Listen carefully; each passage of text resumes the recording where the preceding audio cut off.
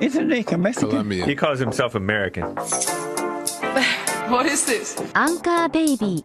And in this corner, it's the American Anchor Baby.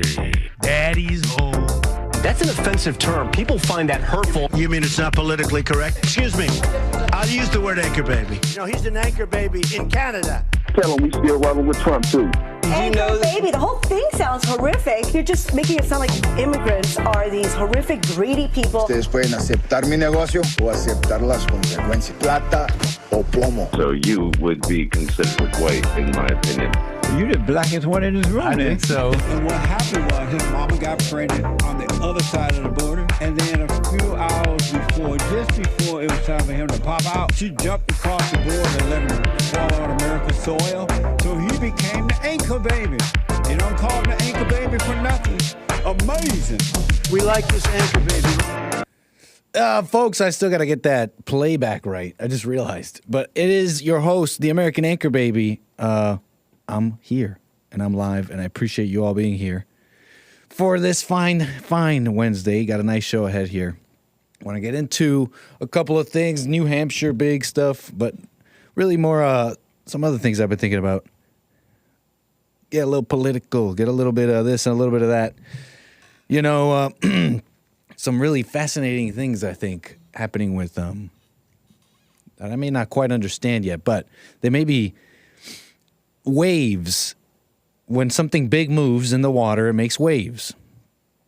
And there may be some movement going on with the evangelists, the evangelicals, whatever. The Christians, they differentiate them. They call them evangelists. Maybe I don't quite understand, but they did support Trump the first time around. And it was a conversation. It was a whole conversation. Christianity, and is he a Christian, and many things. So something interesting going on. John Hagee, a name you might know. I know, and it's a name Bill Lockwood knows. We need Bill Lockwood on this one. John Hagee. Answer my emails. I want to get into a couple things there going on. Something going on over there. Moves in the grand game. I'll set it up, though, before we get to all that. With some other stuff going on here, but I do appreciate you tuning in. 888-775-3773 if you want to jump on the air there and talk with the host here, American Anchor Baby. So I want to jump right in, but I don't want to. I feel like I was just thinking about something. Really, we'll be getting into a number of things here, but first, come and take it, Chuck. Hey, Chuck. Come and take it, says this person on Twitter. X.com. Let's see if we can do this in a snazzy way. Oh, wait. Hold on. I did that wrong. Oh, dang. Okay, look, we're talking about Senator Tom Tillis. Tom Tillis. Come and take it, Chuck, he says. And he has a picture of his little package of ZYN. Any ZYN, where are the ZYN users in it? Well, you don't have to tell, you don't have to say what you do. It's just whatever. You use ZYN pouches. You know what this is? This is nicotine. Come and take it, Chuck, says Senator Tom Tillis. And he's reporting on, he's responding to some Fox News politics here. It's a post here on this federal crackdown on ZYN nicotine pouches. The nanny state is alive and well. Chuck Schumer's call for a crackdown on ZYN nicotine pouches. North Carolina U.S. Senator Tom Tillis isn't taking it no more. Come and take it, Chuck, he says. I don't know too much about him. He's a Republican. I was watching the Hake Report. Don't get mad at me. And, there's already people in the comments, someone saying, come and take it, says the guy who voted for gun control. Not a good look, Tom Tillis. I don't know if he's a disgruntled. But they got his name wrong. I kind of feel bad for him. His parents got his name wrong. They effed it up. They never fixed it. They put the H in the wrong place. I don't know. Someone did something wrong here. Someone messed up his name. But he's not taking it no more. You can't take my ZYN pouches. Chuck Schumer. My ZYN, my sin. My ZYN. My Zen. Zen sin. Nicotine crackdown is what they're talking about here. They're going after the pouches. You know, you've seen some of this where they crack down on flavored cigarettes, the menthols and such and whatnot. The Democrat lawmaker recently issued a warning to parents. There it is. Always with these things, it comes down to the children. The children. It's a pouch packed with problems. High levels of nicotine, Schumer said at a press conference.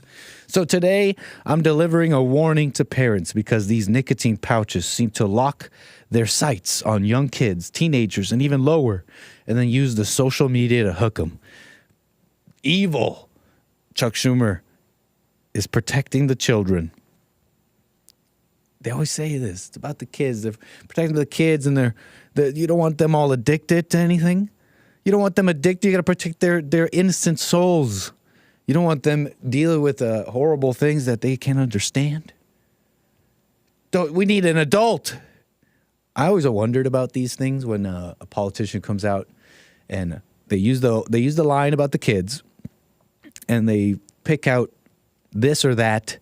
What do they call it? Sin taxes. Well, this is not a sin tax. This is a sin itself, but there's a number of things the government taxes. They call them, or at least they used to call them sin taxes. Gambling, drinking, and a number of things, okay? And those laws have changed over time. But anyways, I always wondered about these crackdowns. Like the crackdown on the Paul brothers, you know, one of the Paul brothers, I think the older one. And they released a line of drinks, prime energy drinks, and they were full of caffeine and sugar and whatnot. I think definitely caffeine.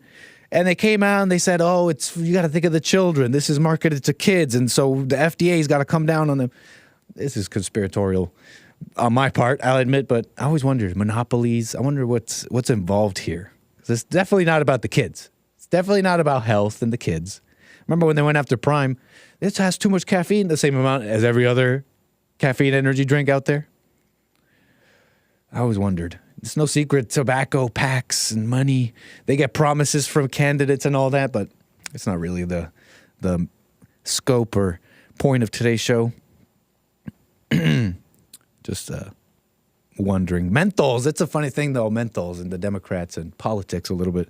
It's a funny aspect of the whole thing is blacks love menthols, and the Democrats are making enemies of their tried and true political voting. You know, they vote for Democrat all the time. American Lung Association blasts Biden for inaction on menthol cigarette bans, saying, "Why don't you care about the health?" Well, American Lungs Association, did you know blacks 7 in 10 black adults,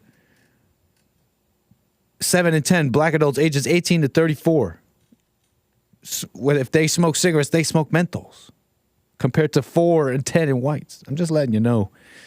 It's an election year, American Lung Association. The lungs of America can wait. Okay? American Lung Association, their lungs can handle another year. It's menthol anyways. It goes down easy. Arbitrary banning, it sometimes feels like that a little bit. But I'm thinking about this too. And this is maybe conspiratorial. But I don't think so. Not when you know that the devil exists. The greatest conspiracy of all. Okay, I'm rambling about nonsense. This is what I'm talking about though. Arbitrary banning. Menthols, ZYN. You know, they talk about the menthols, the cigarettes. There, the argument, it makes a little bit of sense, I guess. Well, there's tar in your lungs. It's bad. And then you add the little flavors and you add the little child argument. It's like, oh, wow. But you're telling me, are the children out there getting their hands on ZYN pouches? I mean, those are arguably safer than cigarettes, right? I guess what I'm trying to say is I think about what gets banned. What about pot? What about pornography? It feels like the bad guys are running things, like totally. The mafiosi, the pornographers, the shysters, the liars, the cunning, the Joker. It's like the Joker is sitting in the mayor's chair. The citizens are punished for doing lawful things, owning a gun. Upside down world where, you know, these LGBT nudists, for example, win over a children's park. Pot makes you stupid, and it's everywhere. You got to go after the ZYN pouches. What? They make you think faster? Stimulant, calm? I don't know. Tucker. I remember Tucker Carlson was wondering too. He got a little conspiratorial minded. He's like, the pot makes you dumber. And he's like packing himself a little ZYN pouch. He's packing himself a little ZYN. And he's like, and they wanted to get rid of my nicotine here. Anyways, just rambling and thinking about things here. Sin.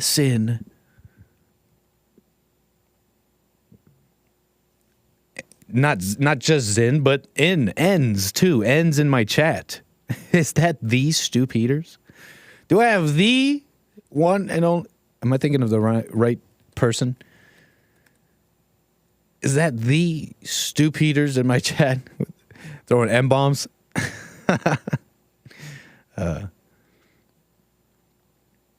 But what was I saying here? Money grabs, you guys are all talking about similar things here. Feigning over the children and their souls. Makes me think about sin a little, right? Slaves to passion. Here's a little something. Here's a little quote by a smart individual, but maybe. �𝒐𝒄𝒊𝒂𝒍𝒔.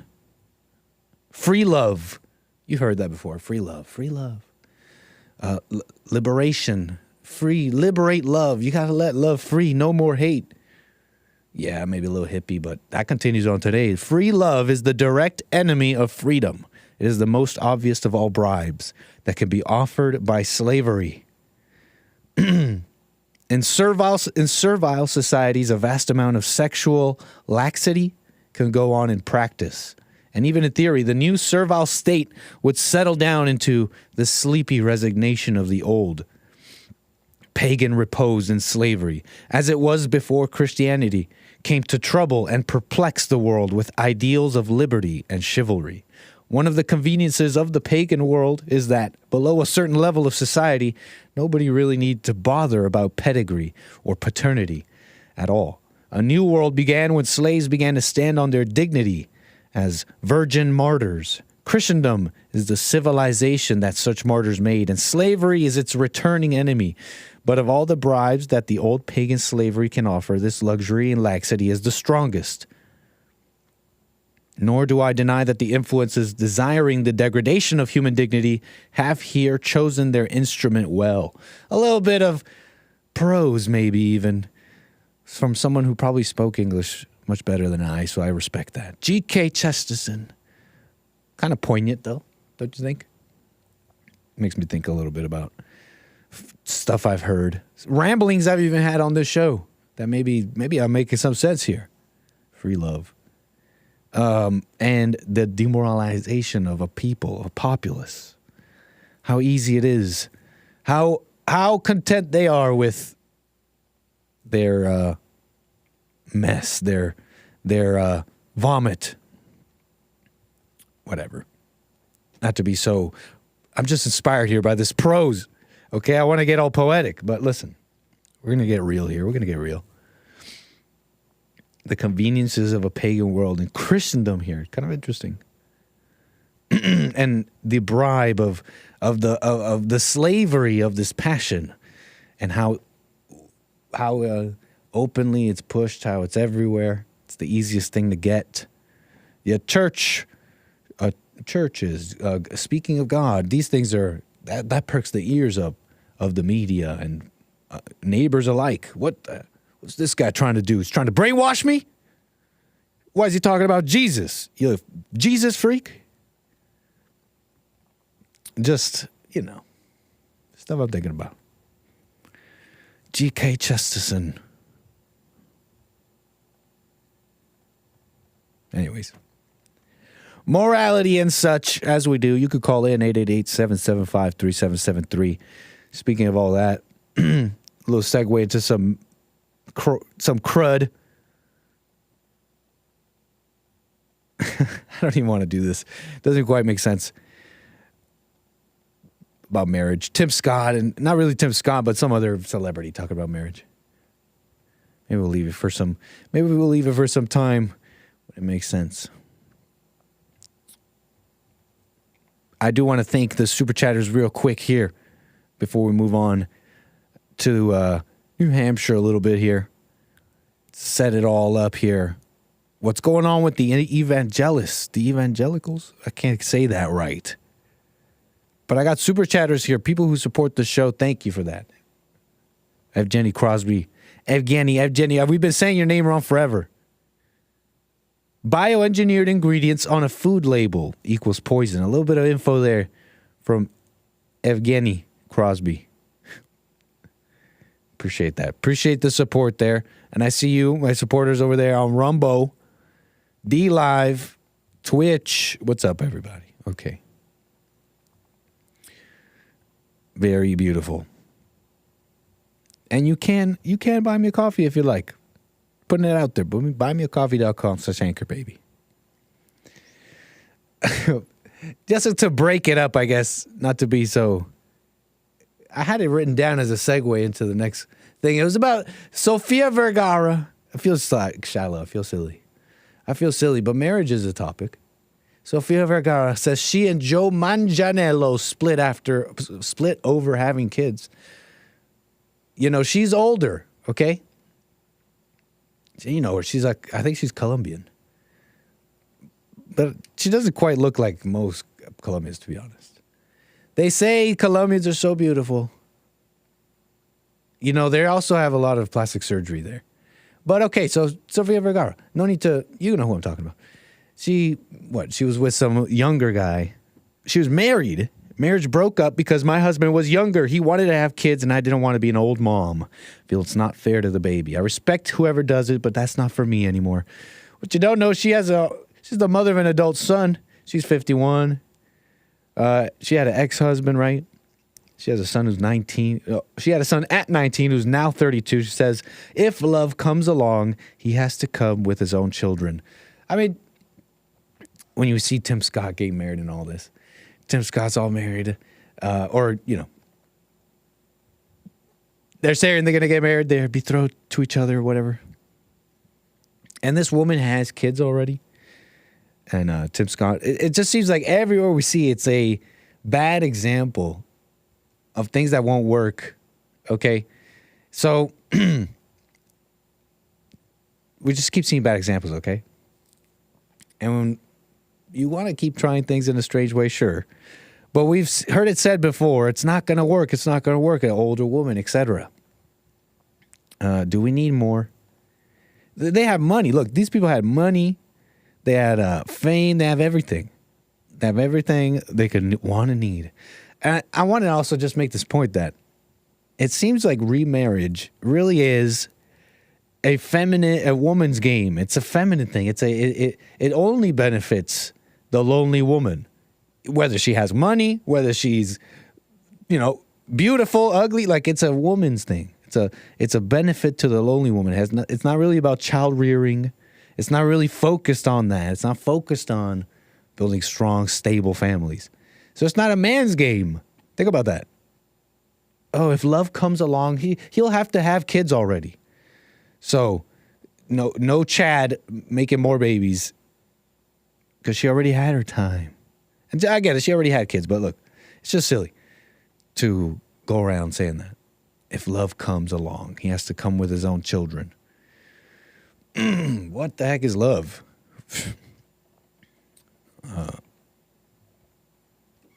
If you're lonely, do you have love? What the heck is that? Do you even have love? Like, oh, I'm lonely, I need somebody. And you're like 50, 60, even older. Wait, look, shout out to anyone lonely and old. Okay, you got to understand why I'm saying this, but this is what it looks like to me. When I see someone lonely and old, I'm like, so do you have God in your life? Like, are you a Christian? Do you do... It sounds like I'm sitting on a big old chair like I know God. I get it, but I'm not trying to say that. Birdie Bound Brian with a super chat says, marriage is a hyperbolic time chamber of suffering, and dating is the idea that leads you to its doors. Birdie Bound Brian with the very based Dragon Ball Z terminology.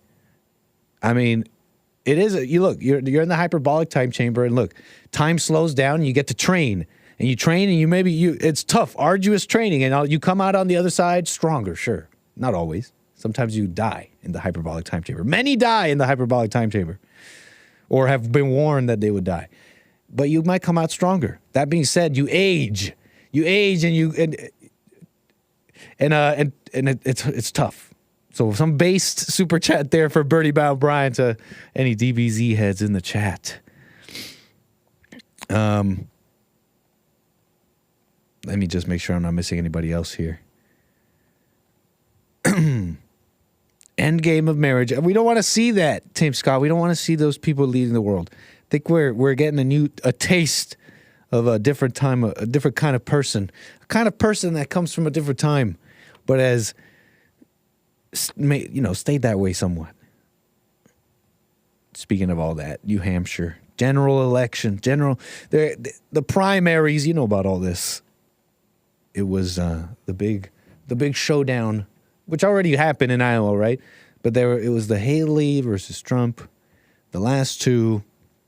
Will she actually come in within striking distance? Will she, will it be a fight? Will they continue to South Carolina? It looks like she wants to keep going though. But check this out.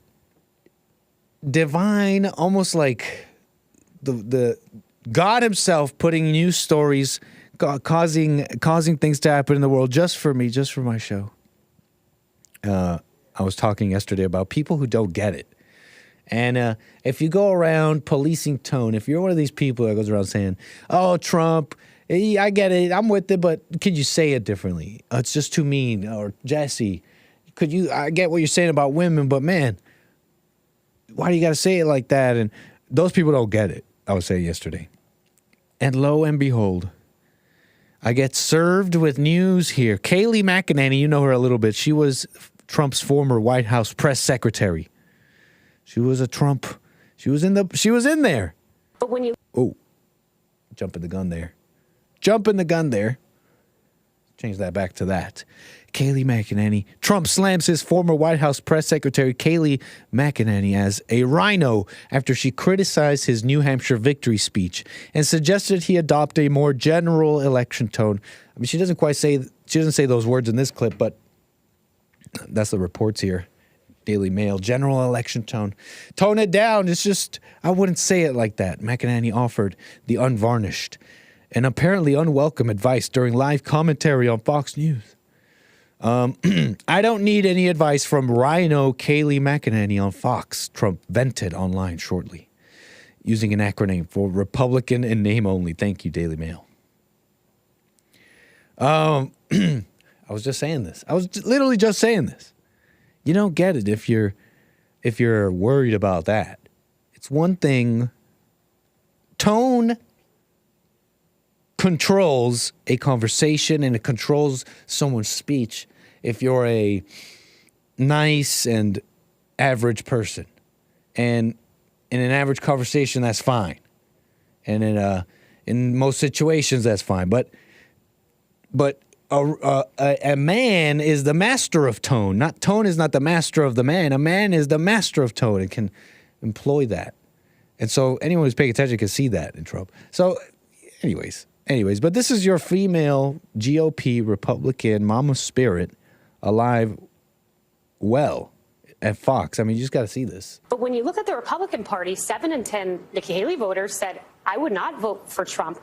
There was a Des Moines Register poll, 43% said, no, I wouldn't vote for Trump. If I'm Trump, I sit back and I exclusively focus on the general election. I take the posture of a presumptive nominee.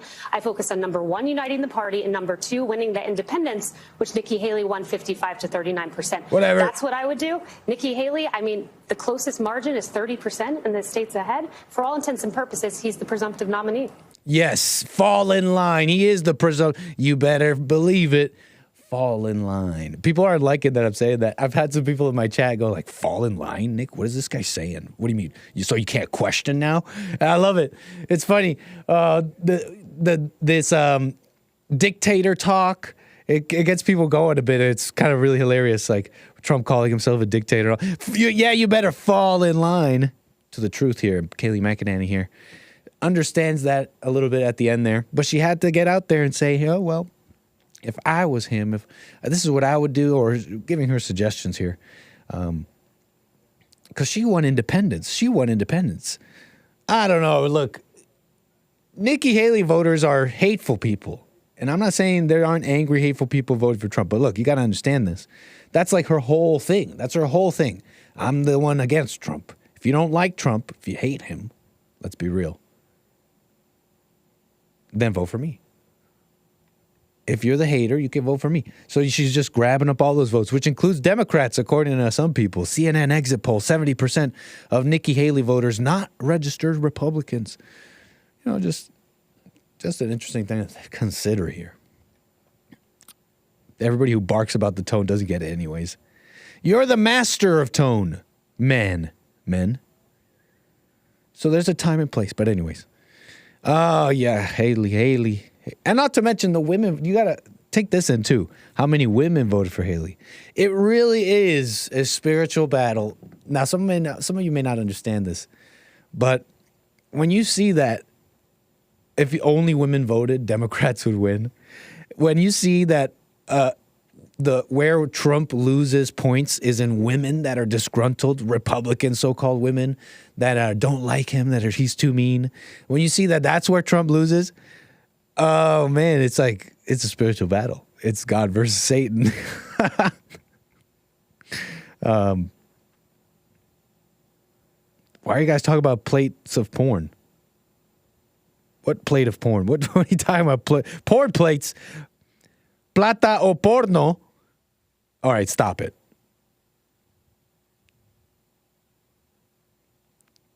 We're not talking about tornadoes. Calls grow louder for Haley to drop out. She won't, though.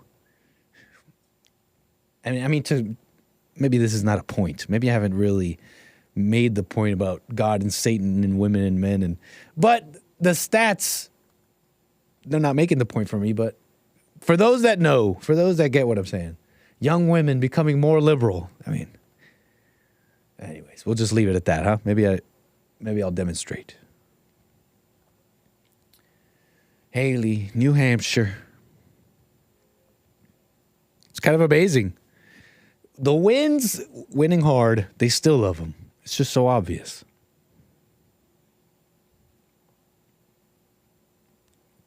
The beauty of the Dragon Ball Z reference is that even if you made it out of the hyperbolic time chamber, you still could die. Even though you became stronger, smarter, wiser, you could still end up dying. Yep. Yeah, but you tell me how many times you saw Goku die and begin living. Dang, Birdie Bound Brian, this is only for those that get it. Look, this is a side quest. This is a side story here. Goku is a Christian, but that's a story for another time. Haley. Nikki Haley, let's get to important things.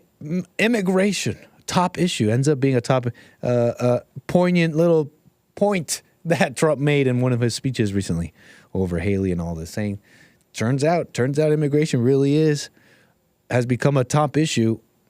Some surprised this would even happen this way, but it's a top issue even if they disagree, but it is a top issue amongst all voters. Harvard poll and many other, polls, everything in the polling world, take it with a grain of salt. But so many say Biden's immigration policy is the top issue in U.S. politics, whatever side you land on. And Haley, she wants them in. She's cool with them. They're people too. They have kids too, just like you and I. What are you even? Who are you even speaking to, Haley? And the solution, what? The solution on the Democratic side is letting him in. That's obvious. But when you ask them about it, they say, well, they tell you plainly, they won't say it's open borders, but they'll say, well, it's amnesty. Well, there's no question the immigration system is broken. Kamala Harris, the border czar, says, what a ridiculous realization. That's your border czar. There's no question it's broken. Immigration system is broken. You'll hear that a lot, by the way, that it's broken. The immigration system is broken. We'll agree on that. It's broken. But the solutions are at hand, and when they asked her, what are those solutions? Well, it's, we need to put laws in place that allow for a meaningful pathway to citizenship. Okay, so let them all in. Amnesty. Let them in. Let them become Americans. That's the problems with the immigration system. When they say the immigration system is broken, that's what they're saying. They're saying it's hard to make them all citizens. We can't let them in fast enough. That's what they're literally saying. There's no pathway to citizenship. Yes, there's obviously problems at the border. We're not letting them in fast enough. That's what Kamala Harris is saying. A little translation for you. And you know who's repeating this refrain of, well, it's just the immigration system's broken. Here's an amazing little story here. Here's an amazing little story here out of a Breitbart. For those that maybe want a little bit more insight as to who's in charge and what's going on here, what are they telling you when Mayorkas is talking in these interviews? What does he mean when he says it's not his fault? Alejandro Mayorkas, you might know this name, Mayorkas. He's the top guy. What do they call him? The director or whatever of Homeland Security. Okay? They're saying that they want to impeach him because of the border. Here's what's incredible, though, what's going on here. In a recent interview and a recent development with Mayorkas and that whole thing, hey, what are you doing about it? We're taking you to the court. Okay, Mayorkas appears to agree with an assessment that the administration is releasing more than 70% of illegal aliens into the country.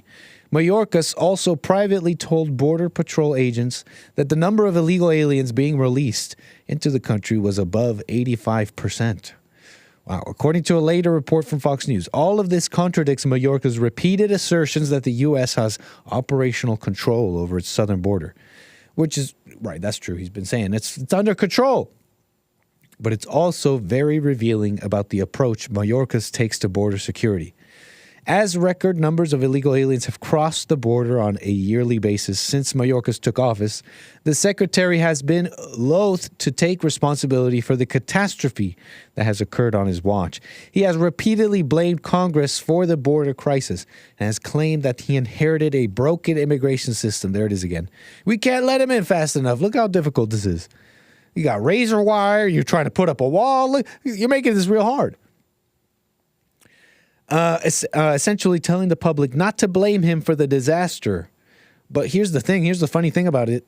He's essentially correct in that, how do I put this?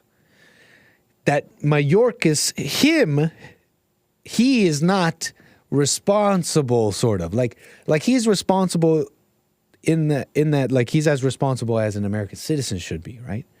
When you're giving an unlawful order, what do? When you're the Homeland Security and your duty is to protect the security of the United States, then the whole thing takes on a grander scale. It's not about what order do I listen to, but am I, as the Secretary of the Homeland Security, upholding that, right?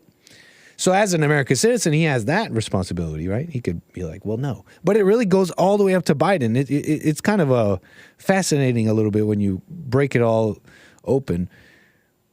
It's really for me specifically, thanks to some reporting here by Channel 5. Andrew Callahan, Channel 5 News, doing some really interesting reporting on the border. He's a total liberal, and his conclusions are whatever, but he's gone right up to the border and has revealed the things I'm saying here. It really goes up to Biden.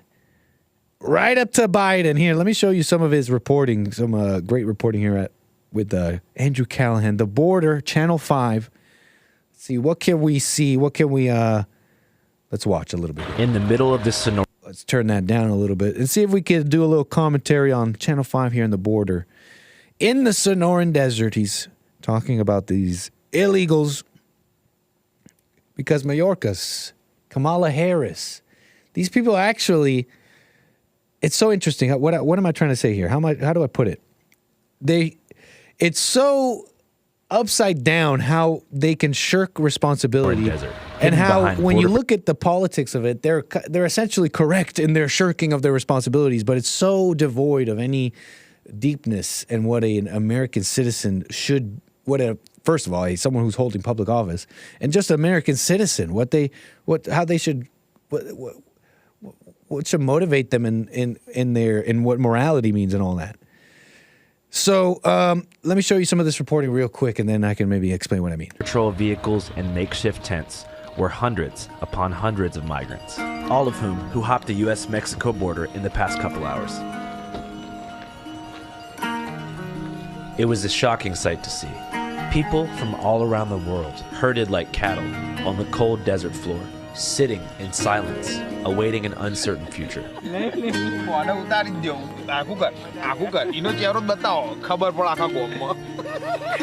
Despite these conditions, spirits are generally high. Because most of these people have traveled days, weeks, and even months just to get here. They've finally made it to the land of opportunity, a nation allegedly founded upon the principles of liberty and radical individuality, where anyone from any walk of life can make something out of themselves. Okay, I mean, I got to comment on that just a little bit.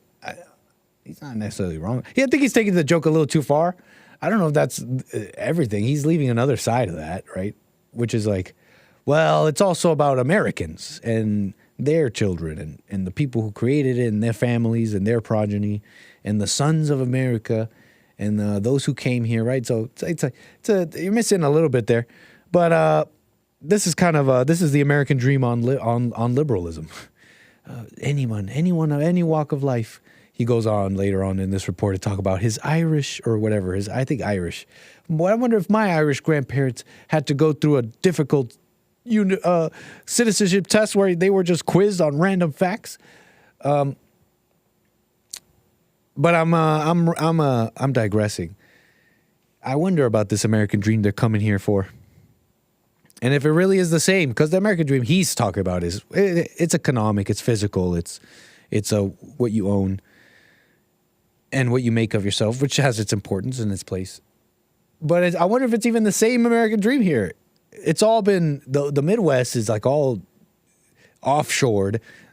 We've offshored industry. We're talking about the combined industry of many Western countries couldn't stand up to the industries of let's be real here, the Ukrainian war here. What's going on here? We'll get into that in a moment. It's just not the same American dream. Maybe for them, they're just happy just getting into a little bit of debt and getting a car and getting a phone, and that's enough for them. And getting a lot of free stuff and places to live. And to be honest, that's enough for many families. And I'm not gonna be all negative about people who just have that and are happy with that. But it should be for Americans, duh. For Americans that are here. But so. I'm just kind of putting into perspective here what these people are coming for, what the American dream is even what they're referring to here, and how they're okay with a lot less. It's a mess, but they're getting what many Americans don't have. Just rambling a little bit here.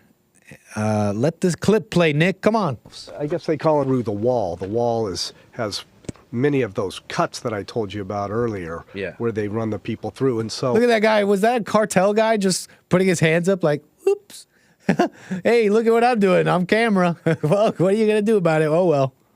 The immigrants just walk down this road. That's a group of 5 migrants who just hopped the border, and they're walking directly into Border Patrol custody. So typically when you think of the border, at least me personally, I thought it was like people hop and then try to evade Border Patrol and make their way to a large U.S. city to start a new life. But in this case, you can see they are putting themselves directly in the custody. Liberals have no idea what's going on. They never have any clue about what's really going on.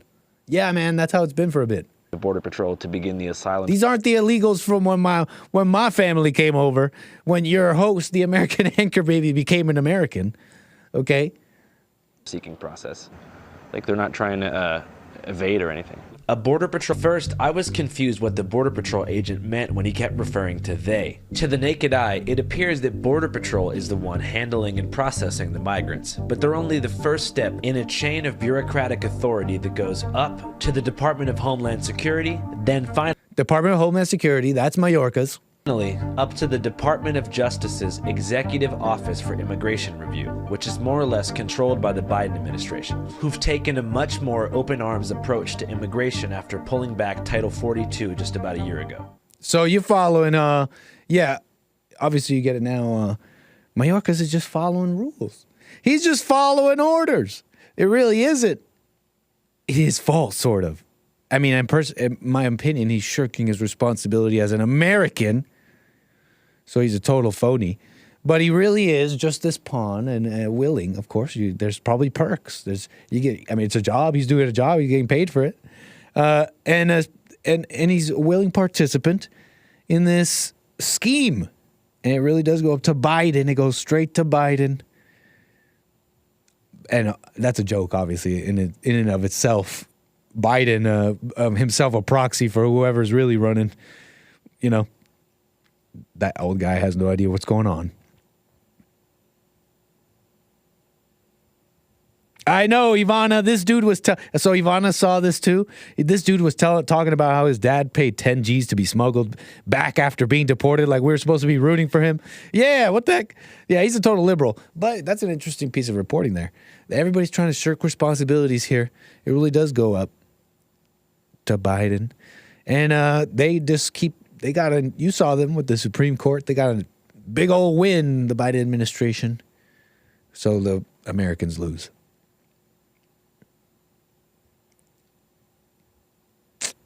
Incredible stuff. I thought it was an interesting little tidbit there in the saga with the border and Mayorkas. And who's responsible? Who really cares? You know what I mean? Top issue, apparently. Kind of amazing. Very indentured servants, the Irish. Yes. But what else was I saying about this? Shout out to the cartels. That baby looks like Nick.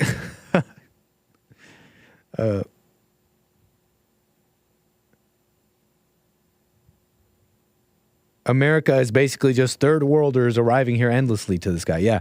Yeah, that's the mess with the liberals. They don't they don't care about them. They don't even care about themselves or whatever. Americans and the continuation of themselves. So giving, so liberal.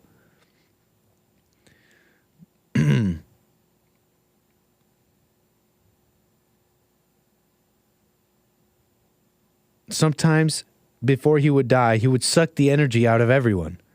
Okay, I'm done side questing. Nice. I had to repeat that one too. Okay, anyways, let's move on here. Johnny Bender. Is he a bad boy? Silver or lead? I don't think I'm seeing anything he wrote bad.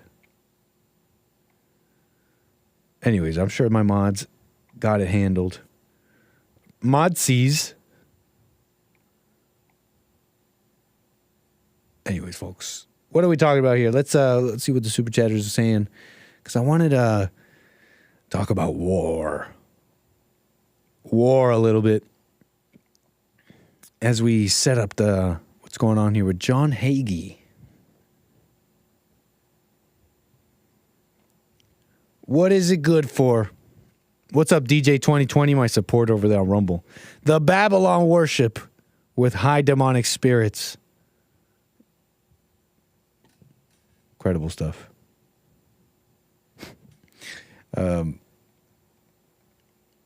This war is going on. They're talking about war. It really is. It's, from what I could tell, it really is, heating up, if you can say that. The Houthis. They're talking about the Houthis, Iranian-backed group in Yemen. Okay, they're Islamists. They're the Shias. Not the others, but this one. Not those Muslims, but the other Muslims. And they don't like each other. And they also don't like the Jews. But whatever, they're all in a fight. Israel is encircled another city in Gaza. In the last week, the United States has attacked Houthis.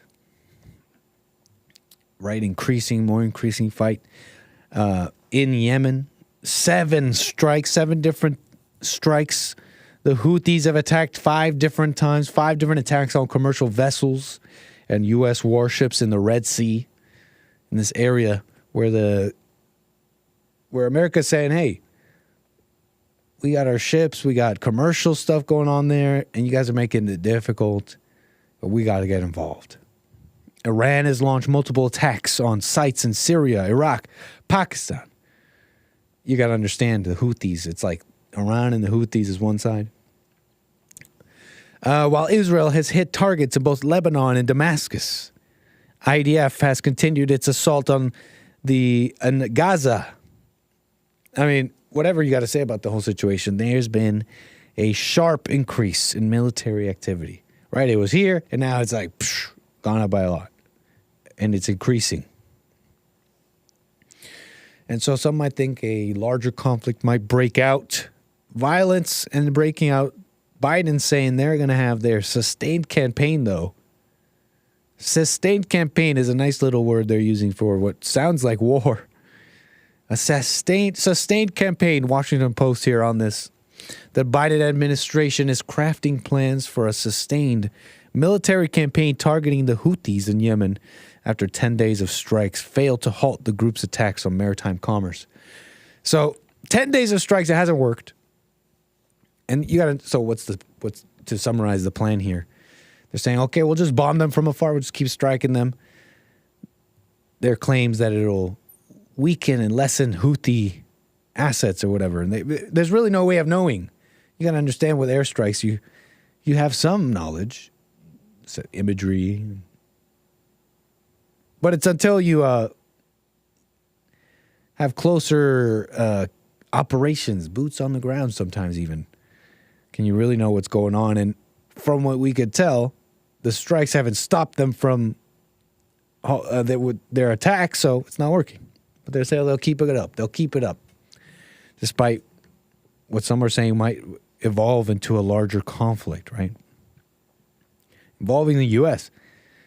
Officials say they don't expect that the operation will stretch on for years like previous U.S. wars in Iraq, Afghanistan, or Syria. Don't worry. It's not going to be like the other ones, guys. This time it really, really won't be. I'm amazed they even report that. At the same time, they acknowledge they can identify no end date or provide an estimate. I swear, no, please. It's not going to be like that.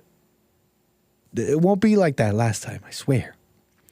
Interestingly, the Post admits that the Houthis have thrust the United States into a conflict with little exit strategy and limited support from key allies. So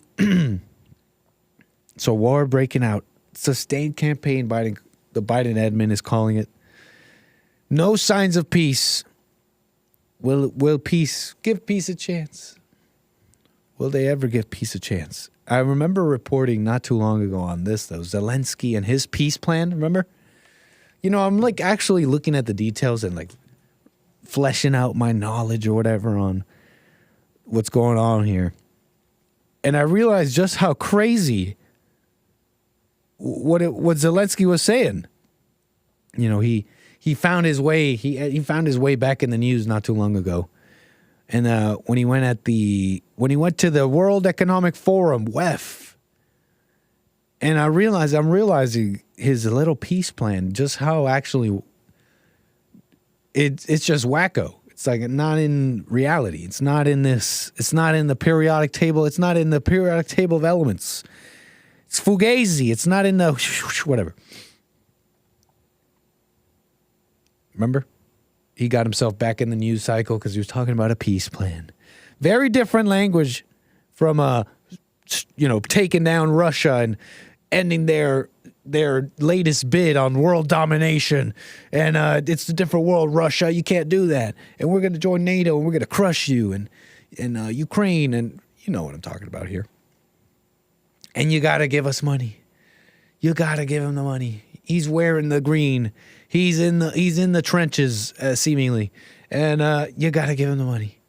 He's at the Golden Globes. He's at the Oscars. He's talking to Congress. People are wondering, what's this guy doing talking to... Hey, but you got to give him the money. U.S. politicians, Republicans, rhinos, we're doing it. We're giving him the money. and then Hamas. Hamas if you're Jewish. Everybody who's Jewish says it like that. Hamas. Hamas if you're Mexican. Hamas. Nunca. Never again. Then Hamas attacks October 7th. Sorry, Zelensky. Sorry. He got himself back in the news there talking about peace, which some pointed out was a market change. But when you actually look into it, which I probably should have done my job, but I'm just starting to understand these things. What's amazing about his 3-point plan is it's just actually wacko. He says, Russia will totally leave the former Ukraine, including Crimea. Russia will pay reparations to the Ukraine for the war. And Russia will submit its top authorities to a war crimes tribunal. I mean, obviously, this made no waves, no attention or anything, because it's old news, and I'm just telling you. But it hit me. Are people just crazy? People are just insane, right? Like, in no sense of the word true is that happening, where Russia is leaving Crimea. The attention has been pulled away from them. Congress keeps just earmarking money for Ukraine alongside Israel, and they just keep fighting about it. They're not going to shut down. They're going to shut down. Looks like they won't. And so Zelensky's taking a back seat, seemingly. The grand claims of the war, where they would be by now, what ground they would have won, none of that's happened. So, total insanity.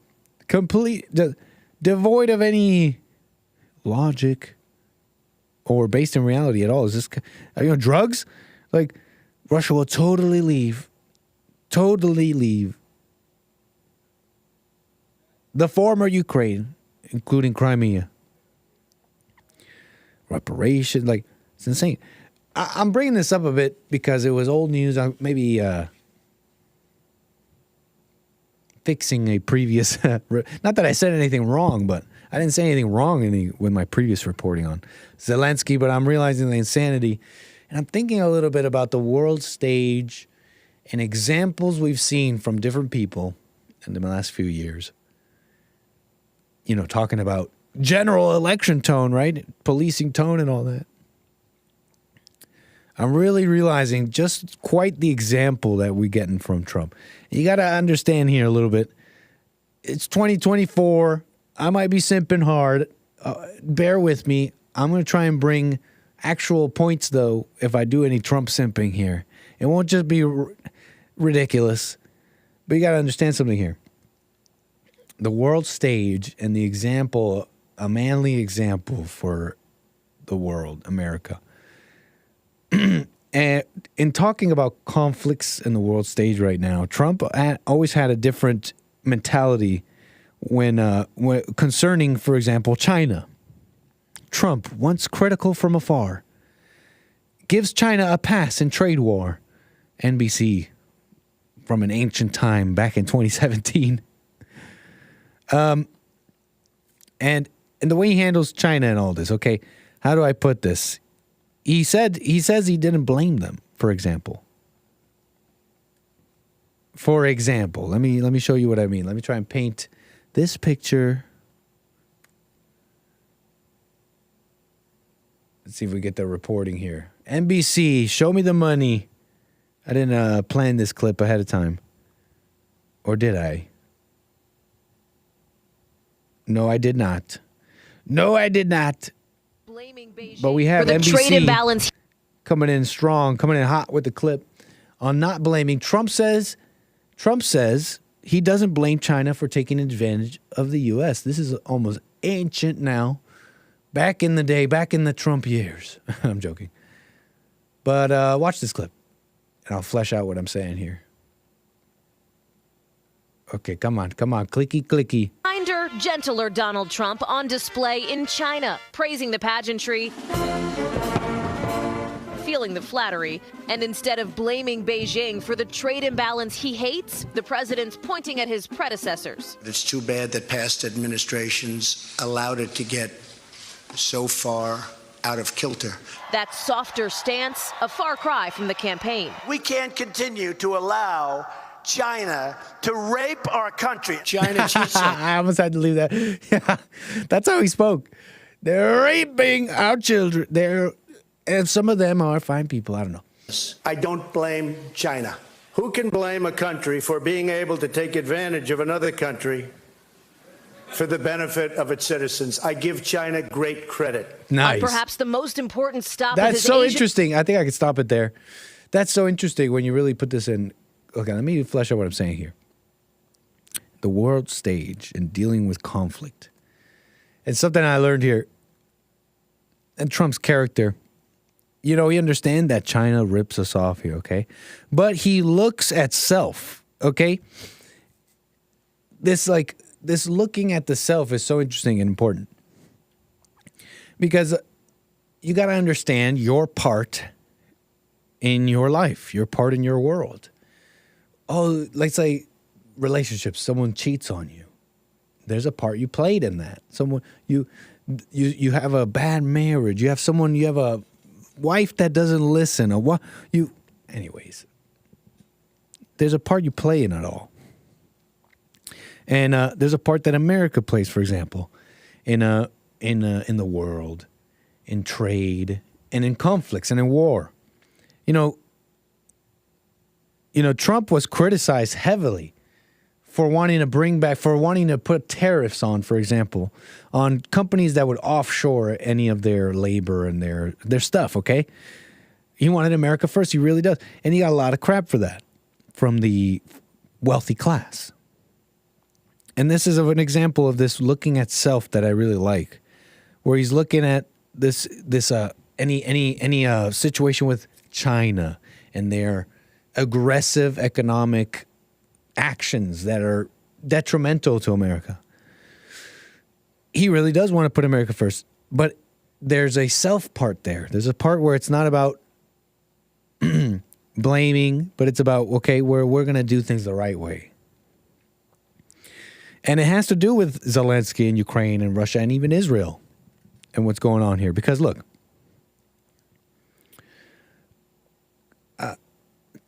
how I kind of see that area, the region as they call it, it's like,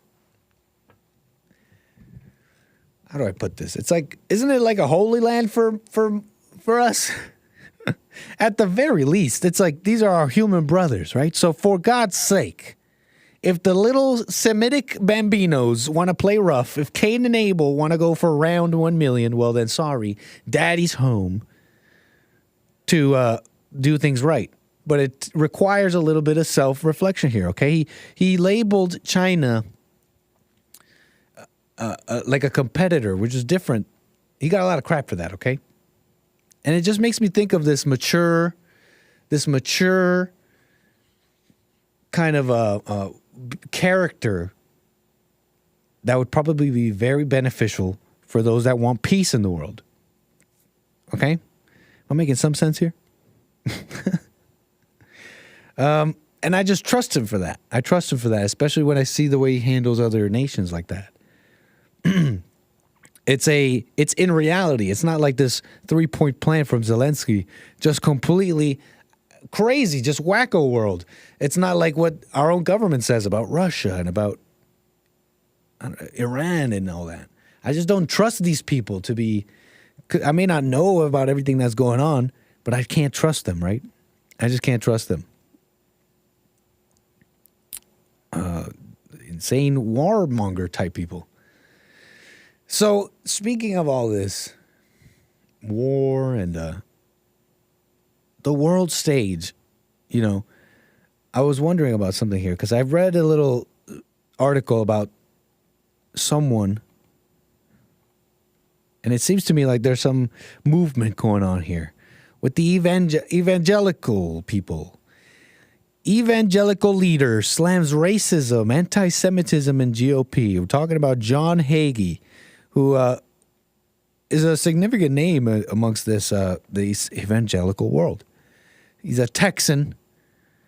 Texas. John Hagee. We're going to need... I learned of this name through Bill Lockwood. You know Bill Lockwood. His appearances on the Jesse Lee Peterson show. He wants to debate John Hagee about millennialism. And there's this... This is what I understand from the whole thing. That there's basically Christians who believe in some sort of end-time prophecy, okay? And it has to do with Revelations, and it has to do with the creation of Israel, and a bunch of other things, okay? Things I don't quite understand. But I remember Bill Lockwood wanted to debate John Hagee. It'd be nice to get John Hagee, respond to my emails. John Hagee. John Hagee got an interesting look. He's a very soft-looking, he just seems to have a lot of border. I don't know how to explain it. He's got a lot of flesh around his face. John Hagee. He's rocking the Sheila Jackson Lee. What the heck am I even talking about? He's rocking the Sheila Jackson Lee. You know what I mean?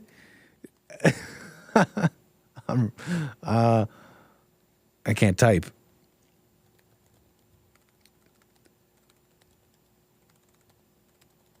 He's rocking the Sheila Jackson Lee. I'm not funny. Don't encourage me. This is not funny. This is not even a funny joke. He's rocking the Sheila Jackson Lee. I'll pull back. Anyways, John Hagee. He was very supportive of Trump in 2016.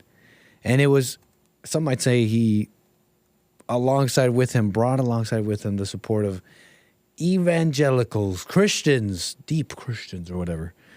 What does that even mean, evangelist? In 2016, right? So this is a little bit of history there. He brought alongside with him some of that support. Because they were saying a lot of things about Trump. Oh, he's not a Christian. He doesn't really, he's mean. The tapes, the tapes with the whole, he grabbed her by the whatever and all that. He's not a Christian.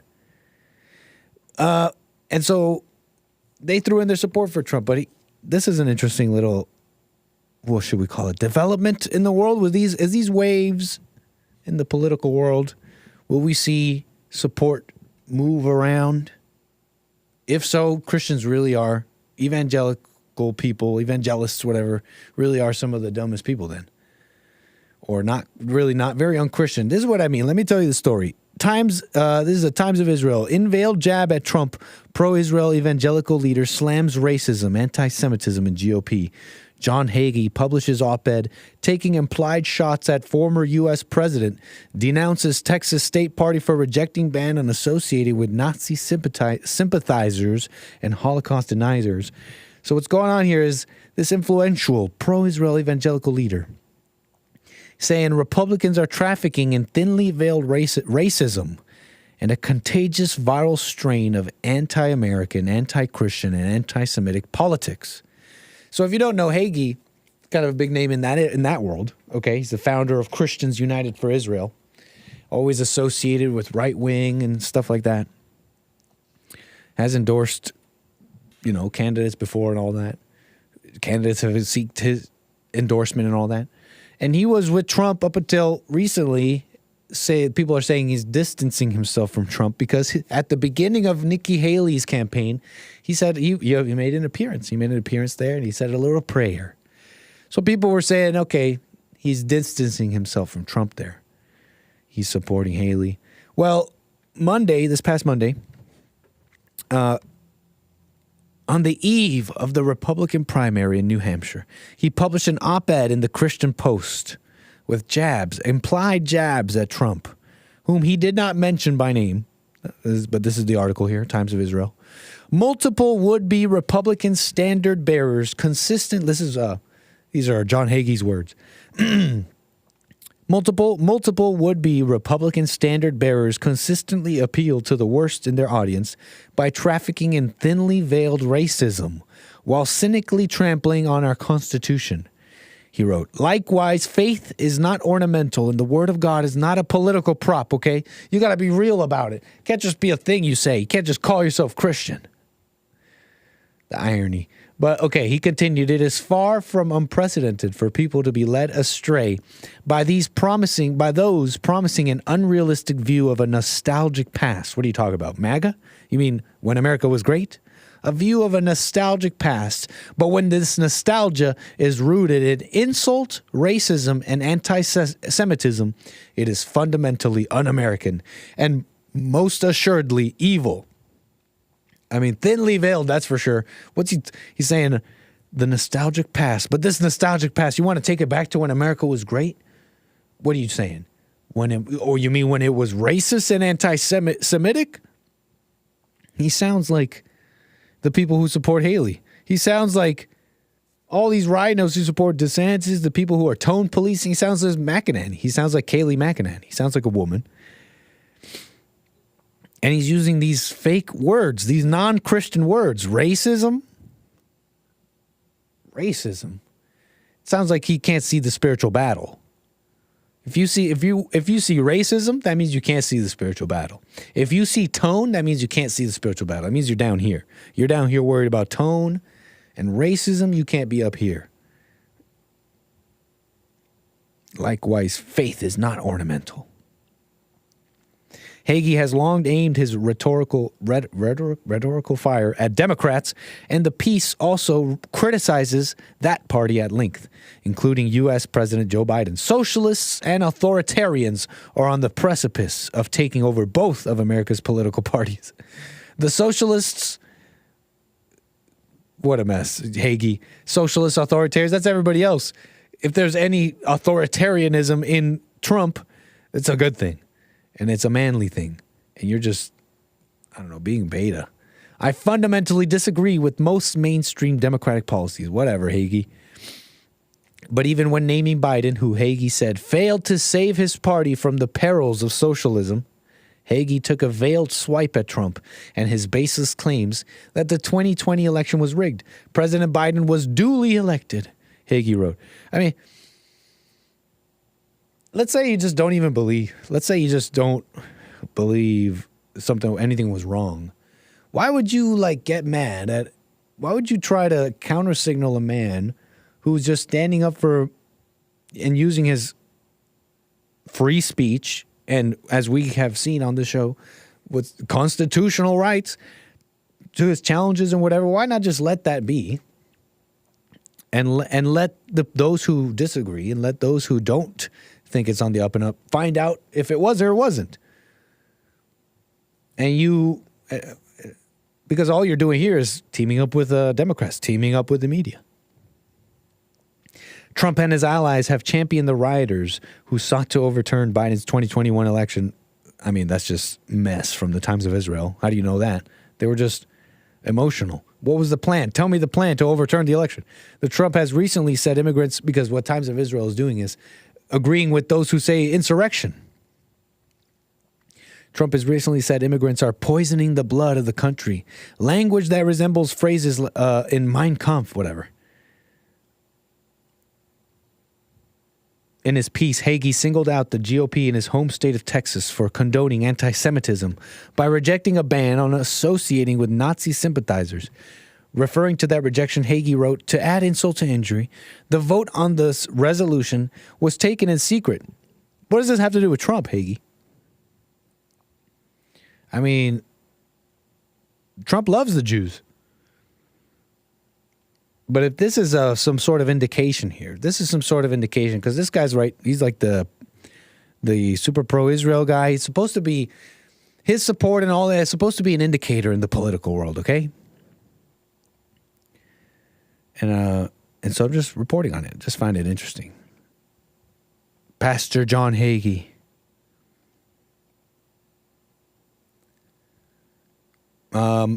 There's something interesting here from forward.com as well. Where was it?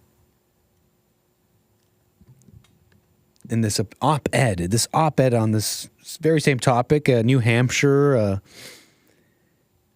Where is it? When it comes to Israel, Trump has a complicated legacy. Despite sometimes empowering anti-Semites and tainting Israel, in the eyes of many liberal Americans, his administration took many pro-Israel moves. He recognized Jerusalem, blah, blah, blah. But there was something interesting in this article. Bear with me. Trump is often pro-Israel, writes this Jewish independent nonprofit media company here. Trump is often pro-Israel in word and deed, but he is only ever reliably pro-Trump. And I love that almost. There's something delicious about that. Because what these, I don't know what these people are, Jewish independent nonprofit forward. What they don't understand is Trump loves the Jews, but he loves America. He puts America first. And he's always shown that. You can't point to me where he doesn't love the Jews. It's just obvious. And in my opinion, it comes from a love that he has, I think, for Americans and all people, kind of general, like mature love for humanity at large. Like he doesn't want people to get screwed over. He doesn't want to see Americans get screwed over, and not afraid to call it out. And anyways, when keeping that all in mind, though, it's funny how they put it. At the end of the day, he's only reliably pro-Trump, so we can't control it. We don't really know what he's going to do. We don't know what he's going to support tomorrow. If he may not like us, well, don't screw over the American people. Forward.com and anybody else affiliated. Don't screw over the American people, and I don't think you'll receive the ire of Trump. I think that's a good metric, a good litmus test, huh? For anybody wondering. This clip came out a few hours ago, too. I don't know if it might be from a day ago, but where it was posted, it said a few hours ago. It's this clip here, Trump talking about the Iron Dome in Israel. Here's a little interesting clip. The Iron Dome, and about the beautiful Iron Dome here. Let's watch. We'll build an Iron Dome over our country, the state-of-the-art missile defense shield, and it's all made in the USA. You know, we have them for Israel. We don't have them for ourselves. I think it's time that we have one. Nice. President Trump. I think, and this is what I mean about being, they say he's really only reliably pro-Trump. He's reliably pro-America first, and I love that. And I think we just know that about him. I think it's proven. I think you may disagree, but I think it's proven that whatever you may fall, whichever side of the aisle, whatever you think about the war in Israel, Ukraine, whatever, that Trump is reliably pro-America. And that's why I trust him to handle all that. And I trust him to handle all that. I think he loves the Jews. I think he is a Christian. So I think he'll do right by everybody in that situation. And he'll get the Semitic bambinos who keep wanting to fight each other. I think he'll maybe get that under control. And it'll be the right way. You know what I'm saying here?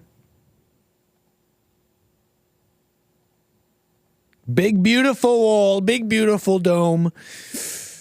We want a big beautiful dome, big beautiful dome. They're doing it over there. It's time to do it over here. We got haters. What's going on? Come on, Carlota. Come on, Carlota. How is that?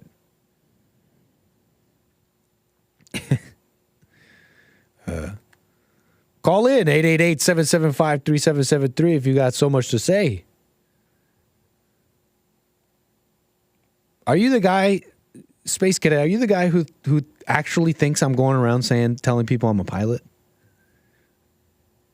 Aren't you the guy who's like tripping out to maintain their society? What's missing? Let me make sure. I don't want to be going around accusing here.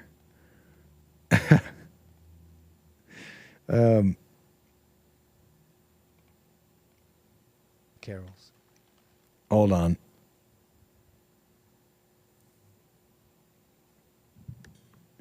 Yeah, Space Cadet, it is you. I think it is you. I think Space Cadet, aren't you the one who actually thinks I'm going around telling people that I'm a pilot? He's been on my comments saying like I think it's really immoral or whatever. Like I think you really think that I'm going around telling people that I'm a real pilot. And I don't know why you doubt my abilities, Space Cadet, 888-775-3773. No, but Space Cadet, don't call it just to like fight and just be ridiculous. Like, I don't think you're a ridiculous person. I don't really know. I'm not really paying too much attention to your chats, particular Space Cadet. But you're asking me if you can call. Only call if you have a real question and a real disagreement or a real whatever. You're more than welcome to. But no need to just jump in and fight about whatever. Don't worry about that. But I'm not going around saying I'm a real pilot. Some people think I'm saying that, and I genuinely, I mean, seemingly from the chats, genuinely concerned and angry that I'm calling myself a pilot. Nick is a real pilot. I saw him fly the plane. Yeah, Will Cole. What evidence do you have that I'm not a pilot?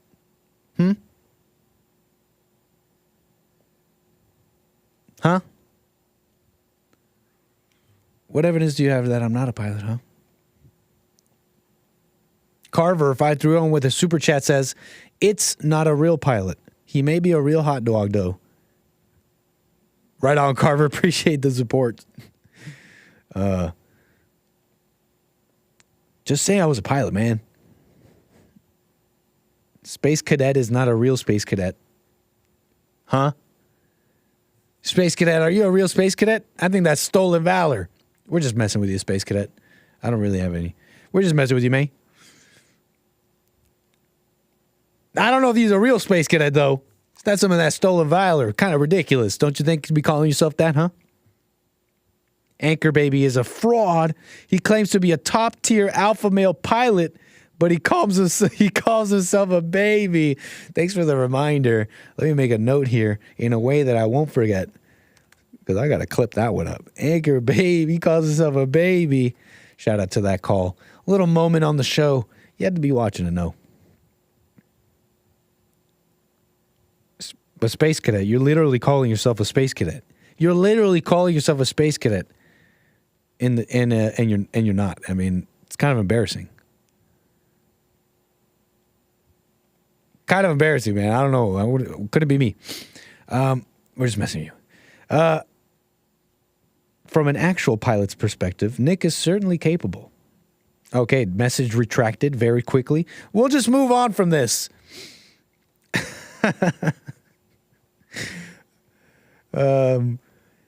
What else do I got for you? I mean, I feel like I unloaded just like an hour and a half of what I've been putting together. Did that make sense?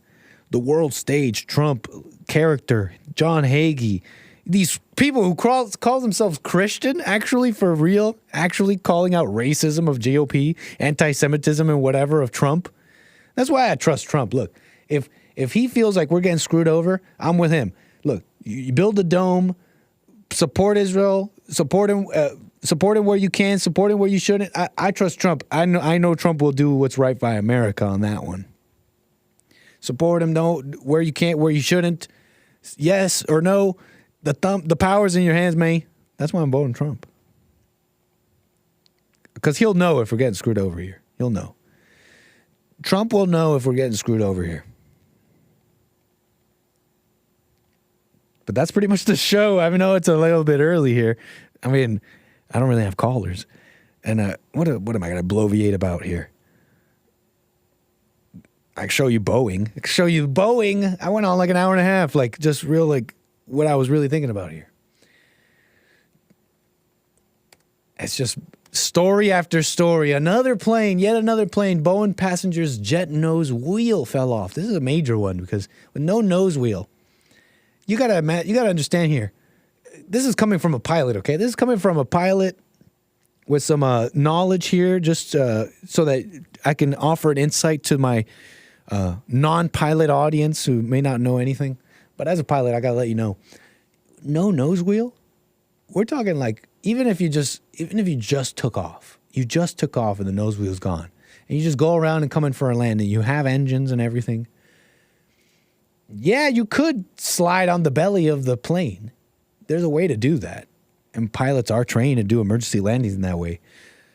But when you look at emergency landings, even recent ones that have to land on their belly, they very often break apart, go up in flames. It's very dangerous stuff.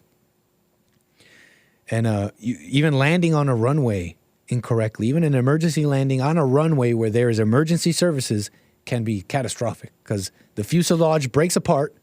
That's people. And you're going fast. And you're talking about jet fuel, fire. Yeah. People become very fragile in that context. You know what I mean? Jet nose wheels fall off. It's ridiculous. I mean, I don't think anybody else on this network gets to just go off early if they have nothing else to say, right?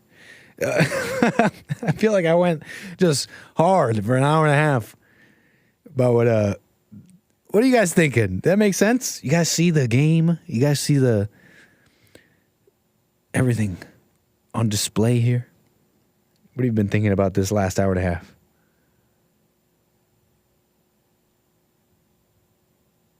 What the F is your number? It's the same number as always, man. 888-775-3773. We've been repeating it. 888-6416 West Pico Boulevard. Let's go. Pull up. I'm joking. That's a joke. Pull up. Who cares about first class? What are you guys talking about? Chico Stick might know that those who are sitting at the very front of the plane are more likely to die at the event of a catastrophic fuselage break apart. I did say 888-775-3773. It's the same number it's always been. LMAO, relax, bud. Okay, maybe I should relax. Let's calm down. Let's calm down. Anchor Baby's a real pilot in a video game. Exactly, Toby. Thank you. Right on. Cash me outside. Yeah, I don't think the other hosts get to just come off once they're done saying what they got to say. And no, I'm happy to say what I got to say. You don't have to call. I'm very happy. But I done said it. You know what's interesting? You know what we could get into? AI values. This is interesting, actually. Japanese beauty queens. This is also interesting. Should a beauty queen of a country, a national beauty queen pageant, should the winner be of the stock of that area? Like a Japanese beauty pageant. The winner should be Japanese, no? American beauty pageant. Now I'm confused. What's American? Read my comment. Tar Baby Yoda. What's your comment? Which comment? You've had a few. Tar Baby Yoda. You might have to super chat. You might have to buymeacoffee.com/anchorbaby. Am I shilling? Am I grifting?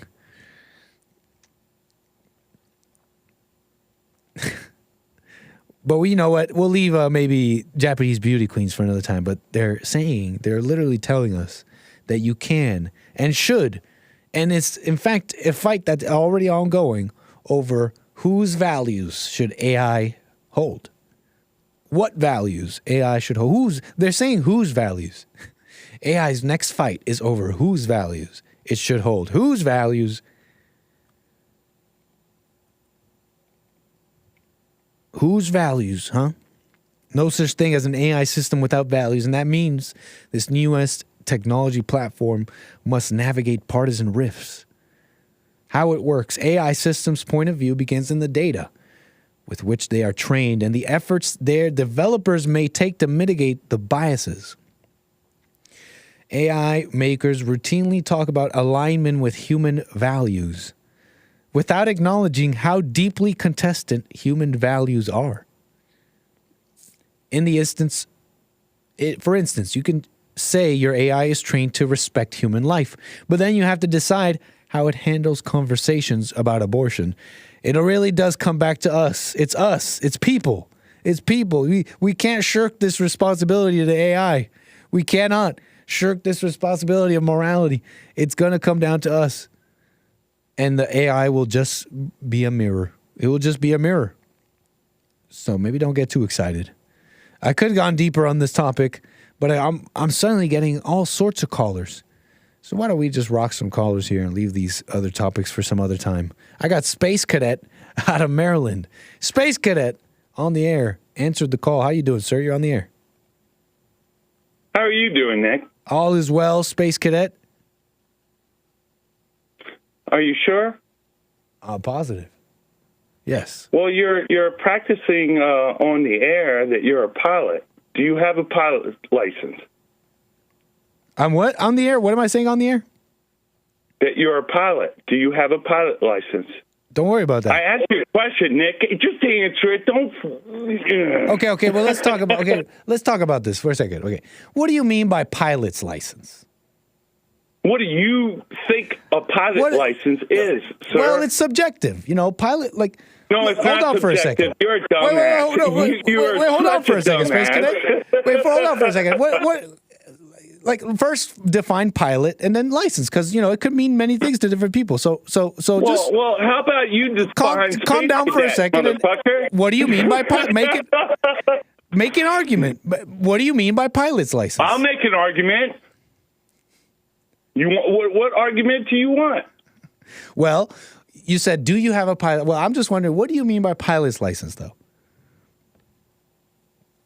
Do you know what a pilot's license is, sir? I'm messing with you. I'm messing with you. I'm messing with you, man. I'm messing with you. No, I don't have a pilot's license. Yeah, exactly. You're a fraud. You understand that? Okay.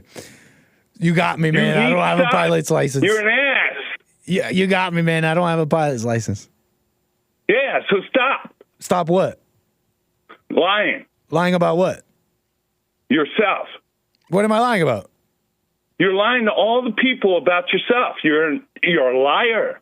But what am I lying about? Wait, hold on. I'm confused. What am I lying about? Being a pilot, you dumbass. What the fuck? Are we going in circles here? What the hell's wrong with you? All right, Space Cadet, you literally can't control yourself. You got problems. I can't control myself. I can't control myself. I would normally hang up. I would normally hang up. Okay, now I have to put him on hold, but I wanted him to hear. I have him on hold because I want him to hear me here. Oh man, hopefully you could hear me, Space Cadet. But no one ever claimed to be a pilot, and I just wanted to point that out, that he really has got problems. We were having fun here, and I don't really want to encourage people with problems, so let's not be too glib. But no one's claiming to be a pilot. I fly a plane in a virtual simulator. What the hell's wrong with you, man? It's not, and the sun is still up, man. Have some respect. You're going to be watching the show and calling in. You must know that when the sun is up, you got to have some respect. People are still out going about in their days. They don't need to be hearing some deranged person losing it over some guy who flies planes in the virtual world. They don't need, the kids are out. The people they're having their lunch. They don't need to hear all that mess. I play a pilot on TV. I don't know I don't know what they got. I don't know why you got a problem, eh? And so, I mean, I wanted to keep him just to do the punchline. I know he went on a big old swear fest and he got crazy, but I wanted to keep him on for the punchline to tell him, hey man, I never said that. And I just wanted to hear I just wanted to see what he would say in response to that. And I wonder what he would, I was just curious what his reaction would be, and if he would have would he have enough kind of self-reflection here to, I don't know, see himself.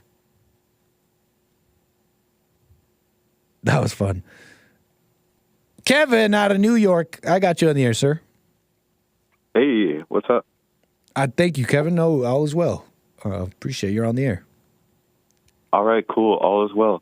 I just like I said to the call screener, I just called with something that I think you might find interesting.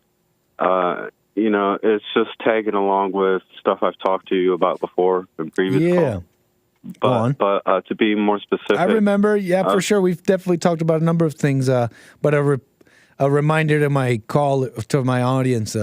Well, we've talked about mainly centering around Christianity, the Apocrypha, hidden books in the Bible, and a number of other things. But go ahead. Yeah. Well, this call, I was going to present to you 2 biblical questions from myself to you and your audience. Oh, okay. Number one, do you think that Jesus suffered? Do you think that Jesus suffered? Okay. You want me to answer that? Go ahead and answer. I think so. I guess so. Yeah. Yes? Yes. My answer to that is no. Jesus did not suffer. Why do you say that? See, well, through my understanding, to try not to meander and really get to the point, I've come to this conclusion because through research, and now I feel like I know that I know that I know. But to get to it anyway, the great thing that's about Jesus is that he not only showed us who he was, but who we truly are. And just as we have seen Jesus suffer on the cross, and even through the temptations he's had through his life, he in fact did not suffer. You know, it's exactly as Jesse said, that there's the difference between the human being and the spirit and the body. As the flesh is not really us, the spirit really is us. You'll come to find out when I'm even talking about it. Yes. Let me give you a source. You say what? Let me give you a source real quick of exactly. Yeah, because you said research brought you to this. That's interesting. Well, go on. Yeah, all this is talked about in the apocryphal book known as the Acts of John. Okay, because Jesus had revealed exactly what I just said to John, who is representation of the elect. Okay? You're saying, slow down for me, I'm not that smart. Jesus is in this apocryphal book. Yeah. Okay, and he's talking to John, you said? Yes, that's right. And John is the what? Mm-hmm. John the Apostle. But you said John is represents something. Oh, he represents the elect. What's that? In symbolic form. What's the elect? God's chosen people. Okay, go on. So he's talking to John. Yeah, he's talking to John. The whole thing, I want people to just see this for themselves, the Acts of John, because, I mean, that's how most things work. So you were saying John, so in the Apocrypha, yourself. Jesus is talking to John, and go on. Go from there. You were just saying. Oh, okay. Do you mean you want me to tell you what happened after? Well, yeah, sort of, because you were saying that your research of this story and all this is what brought you to this understanding that Jesus did not suffer and that we truly are not the flesh, that we are the spirit, which is a very interesting statement. It sounds quite deep, in fact, and makes me really consider if Jesus really did suffer sincerely. It's made me really think about that. That being said, you made a statement about the research, which is really interesting. So, this story about about Jesus and John in the Apocrypha, what about it made you realize? What did he say? What did Jesus say? Or what was written there that made you realize that this is true? All right. Thank you for saying that. What he said exactly what I said earlier. But to give you a little bit more context. Oh, he said to John, wow. I do not suffer. I'm not the flesh. I am a spirit, not the flesh. Yes. That's what he says. That yes, that's right. Yeah. To give you more context, he doesn't. He says that like plainly, or does he say it in a way that's interpreted like that? That's a really good question. What's the answer? It's not really. You read it, right? An interpretation. Yes. Well, you read it, yes, right? I've read it. So what did it say? What did it say that made you believe what you're believing? Just give me a second. I want to give you the context right before I go into what he said. Oh, yeah, no problem. Go ahead. All right. So when you're reading the Acts of John, it's telling you that when and where this happened, it was happening while Jesus was actually physically dying on the cross. It says in the Acts of John that all the disciples had ran away when Jesus was first arrested, and John had ran off to the Mount of Olives, and Jesus had appeared to him there. And then Jesus goes on to explain to John that I was the one who put it into your head to come to this place so I could reveal to you the meaning behind what people think is my suffering. Okay. You see what I mean? Gotcha. He appeared to him to reveal to him what the meaning of his suffering is. Go ahead. Yes. I want to stop there, Nick, because... And then he reveals it, right? No, you got right up to the point. And then he reveals this, right? What did he say? Which apparently made you believe what you're believing now. You're leaving out the best part. It would be even better if I had it right in front of me. I understand. You may not have it in front of you. Yeah. Okay, I understand. Yeah, because I'm asking because I'm wondering. Sorry to cut you off, but I'm asking because I'm wondering if it was really written plainly like that, because out of just curiosity, because you also heard Jesse say it too. So it makes me wonder about the nature of revelation and all that and how that works. So interesting, man. In my opinion, maybe I'll have to check it out. Right on, man. In my opinion, it was said clearly. And it was written clearly. I mean, another great thing about Jesus is that he did not waste one word on us. I know. You know what I mean? It's just as we meander and use words or say things that are meaningless at times, that wasn't the case with Jesus. My second biblical question for you, real interesting quick. stuff about suffering, though. That's an interesting question. Did Jesus suffer? Because it brings into question our own suffering, and we really don't need to suffer when I really think about it. Now, that sounds a little deeper than I meant to make it sound like, but go ahead. You were saying you had a second biblical question. That's right. All that was in the Acts of John. But second biblical question is, where do you think Jesus was the 3 days after he died on the cross? Say that one again? My apologies. Where do you think Jesus was the 3 days after he died on the cross? In the shadow realm. That's stupid. I'm sorry. I don't mean to be so glib. I don't know. In hell? Correct. You are absolutely right about that. Ooh. It was shocking. It was stunning to me reading something that I don't know is officially within the Apocrypha, but it sounds Latin, something called the census, I think. I think this is also found in the Gospel of Nicodemus, I think, where when Jesus died on the cross, he descended into hell. And there was everybody who had died before Jesus, including Adam and Eve. Mm. Wow. You see, all that goes into detail. You have to see for yourself and everything. But it's fascinating, it's proof. Man. I wanted to ask you, though. It's very interesting. Are you a Catholic? Yeah. No, I'm black, Nick. I'm black. The second you said that, for some reason now I hear it.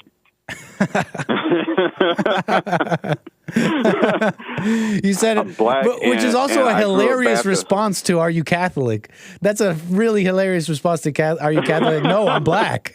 I'm black, Nick. That's awesome. Yep, and I grew up Baptist, but I don't identify with any denomination anymore out there. I gotcha. I have to see these things for myself. Fascinating, man. And I asked you about the Catholicism because what I was going to say, and this kind of still relates, but I know you're not a Catholic, so don't get me wrong. I was going to say that most Catholics don't think like this, though. They don't see they don't see anything deeper in the scriptures and the Apocrypha and all this tradition and all this crap. I went to one recently with a friend who I respect. I respect this friend a lot. But I'm speaking frankly when I say this. I'd say this anywhere. I don't quite understand these Catholic traditions and all that. It seems a little shallow. Yeah, right. And that being said, there's meaning that other people get from it. Look, what I'm trying to say is, it seems like the Pharisees. It seems like the Jews. It seems like all knowledge. It seems like empty. So not a lot of people who would read these things, like the Apocrypha, what you're saying, I don't think, because think about this, like to consider whether Jesus actually suffered is kind of already a deeper thing to ponder on than a lot of this Apocrypha mess. And I don't mean to poo-poo it like that. I'm judging it because of the people who push it, who are very intellectual and all that. A lot of people don't. A lot of people read the Apocrypha. They don't arrive to these. They don't say, well, if you're not the flesh, then do you really suffer? And if Jesus came to show us that, did he really suffer? You know, a lot of intellectuals, Apocrypha readers, they don't arrive to those things. So interesting stuff. I hear you. Yeah. I hear you. It took some time and practices of more looking at yourself. You know what I mean? If you're going to take on an endeavor like research. You know what I'm saying? Mm-hmm. But I may say something that's also... You also had a cheat sheet. You had a cheat sheet, to be fair. Yeah. JLP. No, yeah, that was a joke. That was a joke. You wanted to make... You had a, you know, you're like wading through the deep, dark, murky waters of the scriptures, but you had a little cheat sheet. No, I'm messing around. Yeah. But Kevin, you had one last statement here before we move the wheels. Oh, yeah. I may say something that's a little inaccurate, too, because I'm black. I grew up Baptist and all that. But no problem. From what I've seen about Catholics and Catholic traditions, somebody correct me if I'm wrong, but it seems like their church services are nothing but showboaty type. Let's just show up so we can say to God, hey, we went to church.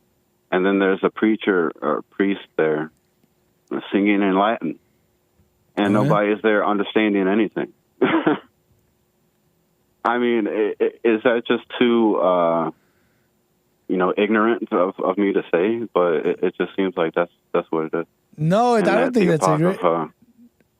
Yeah. No, I almost wish I could express myself better in reference to this, the Catholics and the Apocrypha, because it's not out of a total. It's not like a total, like a complete judgment or anything. Like, you bunch of silly people reading this stuff.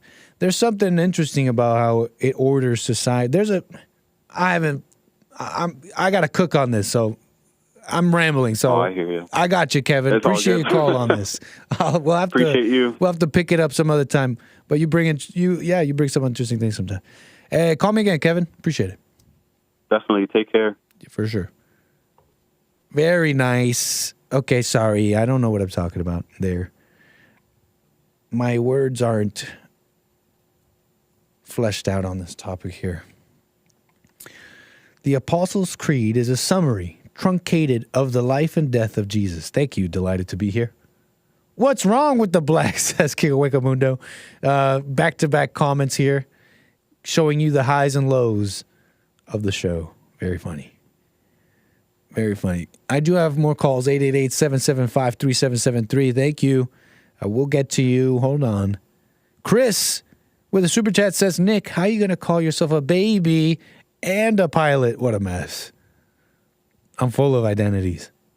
I need Jesus. Carver with a coffee. Thank you. Buymeacoffee.com/anchorbaby says, top 5 Nick Stream meltdowns. Frederick pulling up. Number 5. Number 4, the if you a baby guy. Number 3, Zeus pulling up and not paying taxes. Number 2, the VR chat people, Crimson. That was a good one. And number 1, Space Cadet, who is not even a real astronaut. Carver, thank you so much for just watching Nick Stream enough to even have a top 5 Nick Stream meltdowns. I'm going to do Carver, I'm doing this promise on the air. And I know it might take some time, but I'm going to show some love to my viewers here. I'm going to clip those Nick Stream meltdowns up, and I'm going to find them and clip them up.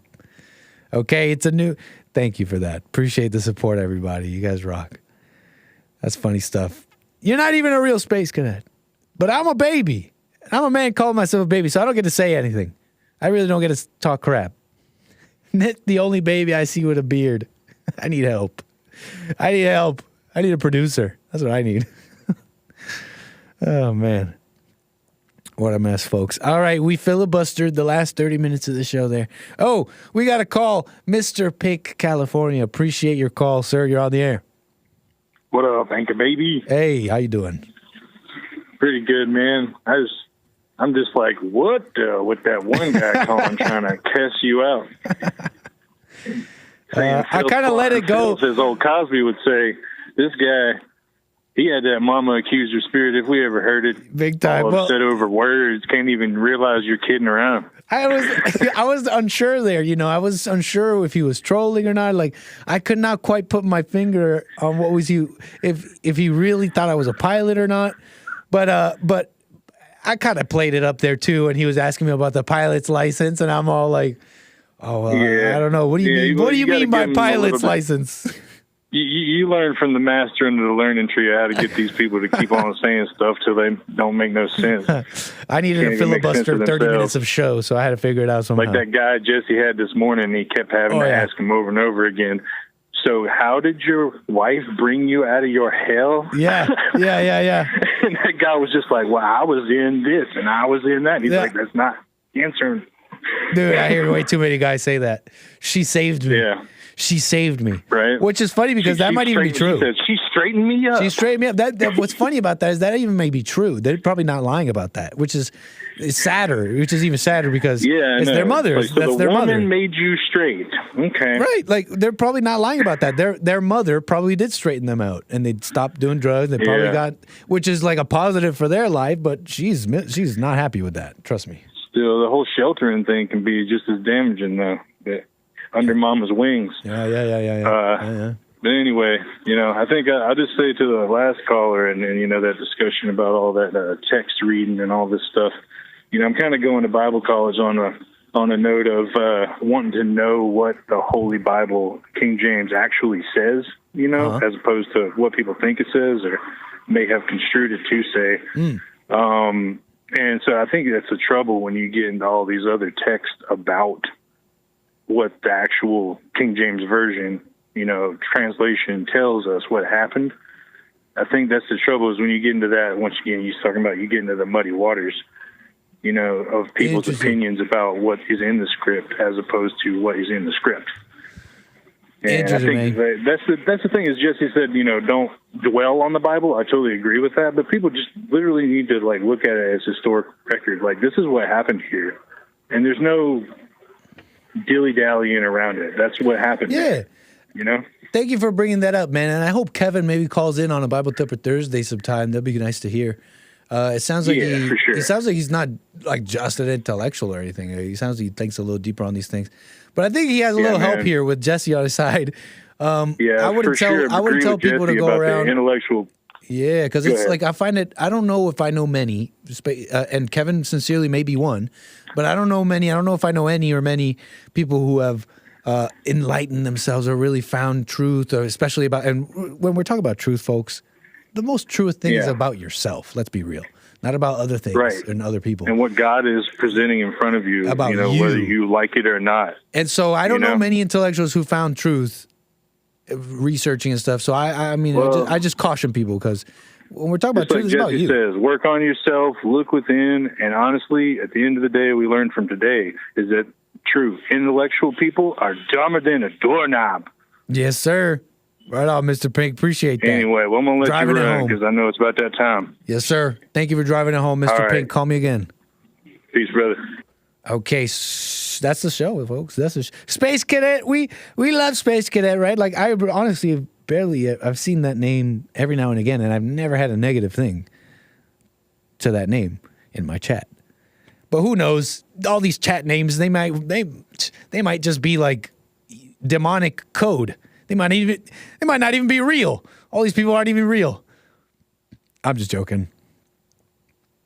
Lord Bibby says something funny. We got an Anchor Baby pilot on the line with a Mr. Pink, only in America. And that's it from me, folks. Catch me tomorrow for more American Anchor Baby on the fine Thursday. We love Thursday. Thursday already. Hake Report. Jesse Lee Peters. Joel Friday on a Thursday. And more American Anchor Baby. That's it from me, folks. Catch me tomorrow. And bye. Oh, whoa, that's an interesting view. How did I do this? And bye, Little Nick. Bye.